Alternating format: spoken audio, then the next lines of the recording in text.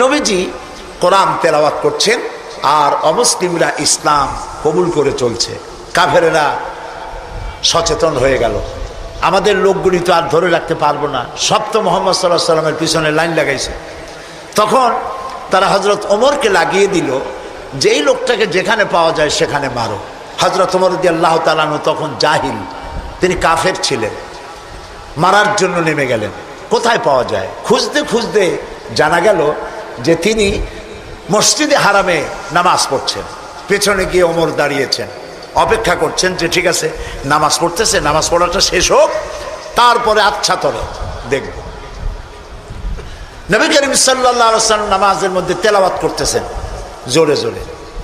এখন আপনারা বুঝুন, এ কোরআন শরীফ হচ্ছে আল্লাহ, তেলাওয়াত করছেন যার উপরে নাজিল হয়েছে তিনি।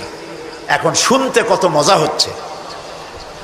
হযরত ওমর তিনি বলছেন যে আমি মনে মনে ভাবলাম যে মুহাম্মদ সাল্লাল্লাহু আলাইহি সাল্লামকে এইসব কথা জেনে শিখায়। উনি তো কোনো স্কুল কলেজে যায় নাই, মাদ্রাসায় যায়নি, কই পান এত সুন্দর সুন্দর কথা, নিশ্চয়ই জেনে শিখাচ্ছে।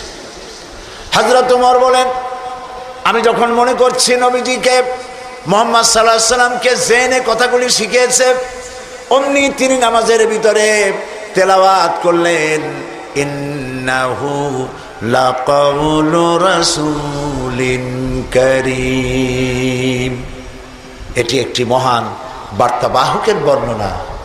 হযরত ওমর চিন্তা করলেন সর্বনাশ, আমি মনে মনে চিন্তা করছি জেনের কথা, আর উনি জবাবে বললেন না জেনের কথা না, এটা সম্মানিত বার্তাবাহক, তিনি বর্ণনা করেছেন।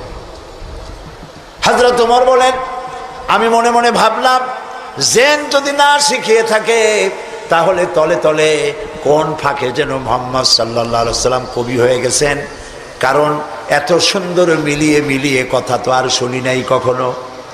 হযরত ওমর বলেন আমি যখন ভাবলাম তিনি কবি হয়ে গেছেন, অমনি তিনি নামাজের ভিতরে আমার এ কথার প্রতিবাদ করলেন। তিনি পড়লেন ওয়ামা হুয়া বিকাউলি শাইরিন কালিলাম মা তুমিনুন। না না না, এটা কোনো কবির কথা নয়, তোমরা খুব কমই বিশ্বাস স্থাপন করো। হযরত ওমর বলছেন কি সাংঘাতিক কথা, চিন্তা করলাম জেনের কথা কয় না, জেনের কথা না, চিন্তা করলাম কবির কথা মনে মনে, আর উনি প্রকাশ্যে জবাব দিচ্ছেন যে কবির কথা না। তাহলে তো শুধু কবি, উনি কবি হন নাই, উনি গণকও হয়েছে, তা না হলে আমার মনের কথা বোঝে কেমনে? হযরত ওমর বলেন আমি যখন মনে মনে চিন্তা করলাম তিনি গণক হয়েছেন, অমনি নামাজের ভিতরে তিনি আমার এই কথারও জবাব দিয়ে দিলেন। তিনি পড়লেন ওয়ালা বিকাউলি কাহিনিন কালিলাম মা তাযাক্কারুন। না, এটা কোনো গণকের কথা নয়। সুবহানাল্লাহ, তোমরা খুব কমই উপদেশ গ্রহণ করে থাকো। হযরত ওমর বলছেন এবার আমার পায়ের তলা থেকে যেন মাটি খসে যাচ্ছে। কি আশ্চর্য কথা, যা মনে চিন্তা করি তার জবাব আসে নামাজ থেকে। এটা জেনের কথা না, এটা কবির কথা না, এটা গণকের কথা না, তবে এটা কি? বিরাট এক জিজ্ঞাসাবোধক চিহ্ন আমার সামনে ঘুরপাক খাচ্ছে, তবে এটা কি? হযরত ওমর বলেন আমি যখনই চিন্তা করলাম তবে এটা কি, অমনি রাসূল নামাজের ভিতরে আমার সে কথার জবাব দিয়ে দিলেন। তিনি পড়লেন তানজিলুম মির রাব্বিল আলামিন। এটি হচ্ছে আল্লাহ রাব্বুল আলামিনের নাজিলকৃত কিতাব। হযরত ওমর বলছেন আমার মনে হচ্ছিল যে ইসলাম তার সব শক্তি নিয়ে তার শেকড় শুদ্ধ আমার কলিজার মধ্যে গেড়ে বসতেছে।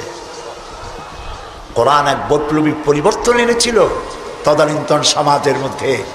যারা চোর ছিল, ডাকাত ছিল, রাসূলুল্লাহ মেসমেরিজম করেন নাই, জাতিকে হিপনোটাইজ করেননি। গোটা জাতি চোর, ডাকাত, জেনাকার, বদমাশ, সন্ত্রাসী, সুদখোর, গোটা জাতির মধ্যে একটি বিরাট পরিবর্তন এসে গেল। যারা ছিল চোর, যারা ছিল ডাকাত, তারা মানুষের সম্পদের পাহারাদার হয়ে গেল। সুবহানাল্লাহ বলবেন না? যারা নারীর সতীত্বের জম ছিল তারা নারীর সতীত্বের সংরক্ষণকারী হয়ে গেল।